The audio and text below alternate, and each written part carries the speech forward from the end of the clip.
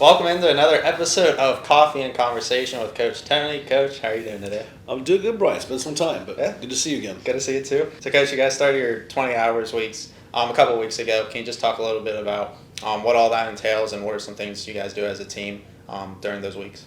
Yeah, Brian.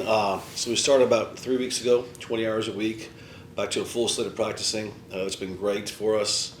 We've challenged this group of 17 girls to really take the next step. And the first few weeks was all lifting and conditioning, but now we're game planning for our first game this Friday. So we started with some defensive principles, defensive tendencies, and things to work on for our team. We showed them some deficiencies we had from the fall, some games, some moments, and trying to fix those this spring. And now we start working on our attacking stuff, getting ready for our game this week. So, Coach, you guys have two Midyear enrollees here with Mariana and Alexis. It's been almost 2 months now since they've been here. Can you just talk about how they've been getting acclimated and adjusted to being here at Mercer? And is there anything that you guys as a coaching staff try to do to kind of help them get acclimated here at Mercer? Yeah, we're really happy with both Mariana and Alexis. There's always an adjustment period. So for Alexis coming in after being 4 years at Young Harris, she's blended in well. I think it's always tough for any kid coming in mid-year, whether you're an early enrollee as a freshman or a grad transfer.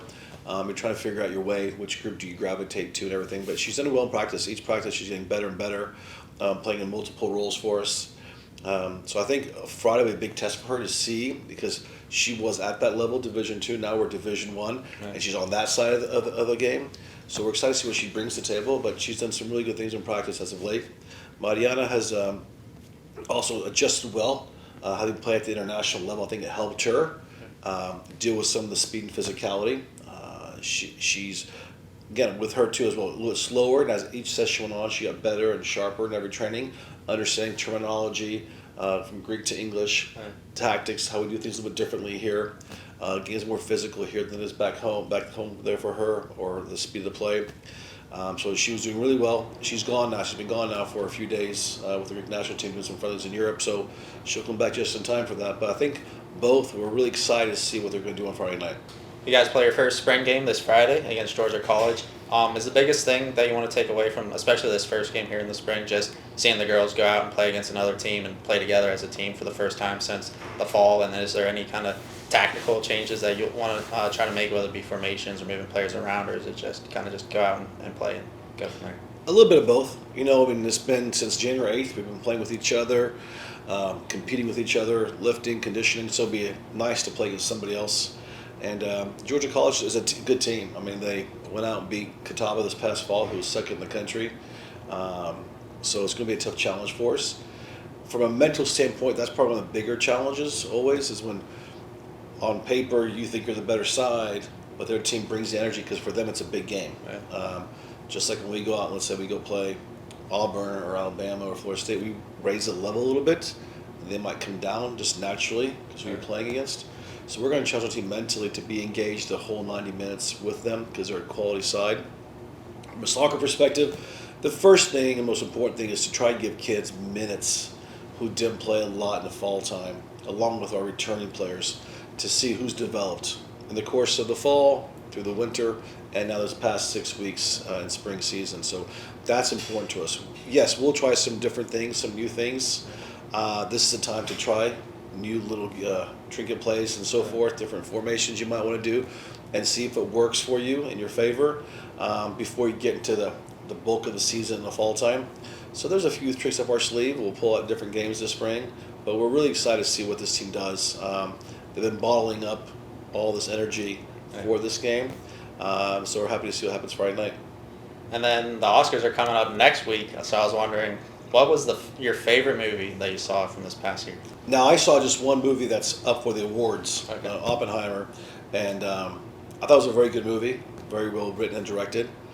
I learned some new tidbits about the whole situation of what happened with that. So I'm biased in pulling for that movie because that's the only one I saw. I know my wife and daughter saw Barbie. They liked it. A lot of people I know like Barbie.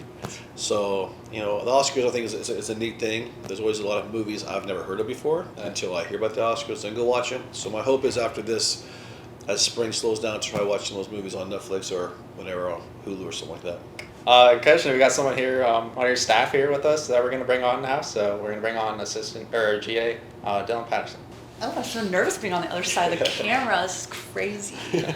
So, yeah, we've had Dylan here for 3 years, Brian, and it's a bittersweet moment for us because she's worked hard for me, Drago, our staff, our program for the past 3 years, and now she's accepted a full-time position at our alma mater at Winthrop University. So we're really excited for her. We hate to see her go, but she's been here through the thick of things, and want to bring on coffee conversation to kind of sit in the hot seat because one day she might be here at Winthrop or here, who knows where. But Dylan, we're thankful for all you did for us. But I think Brian has some questions for you. All right, great. Okay, Dylan, I just want to open up for you to talk a little bit about your experiences here at Mercer and just what kind of you took away from being a coach with the staff here and coaching the players here at Mercer.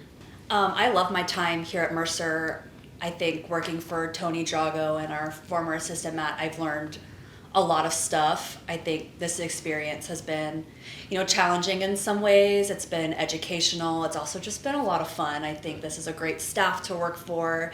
We have really good banter. And I think that's important, especially as you go through the ebbs and flows of a season, just to be able to have that relationship where it's not easy all the time and it's not fun all the time, but can you get through it with the right people? And I think this was the perfect staff to do that with.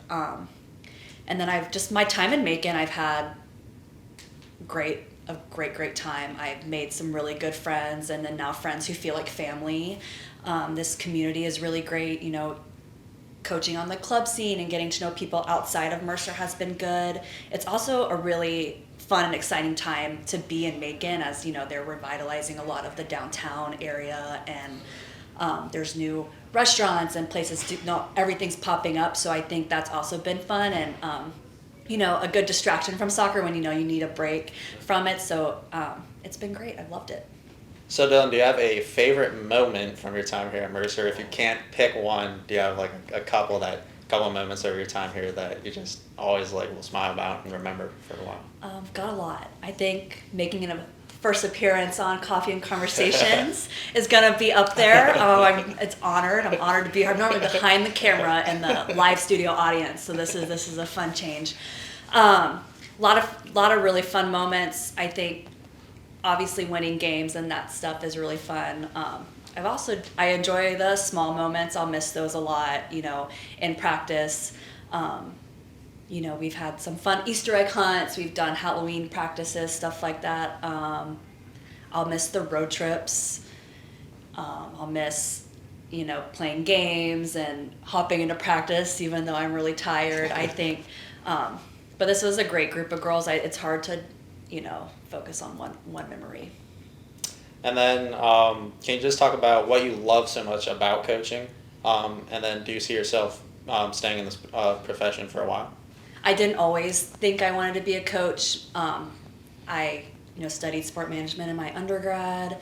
I always thought, I knew I wanted to be in college athletics. I just didn't know what that would look like. So originally I thought I would be in more of the marketing, social media realm. And then this opportunity was really enticing for me because I got to see both sides. I could see, did I want to stay in that marketing, or was kind of coaching more my calling? And then just through this, I come from a long line of teachers, and I've, just have really enjoyed that part of it. It's in my blood. I really do love teaching and being around a team. That's something that I missed when I got out of the game. So I think, I'll try and stay in coaching as long as possible, but I've enjoyed it. Well, Dylan, thanks for coming on Coffee and Conversation with us. We appreciate it. Thanks for having me. It's been an honor. And Coach, thanks again as always. Appreciate it. Thank you, Brian, and all the best to all the sports this spring. Go Bears.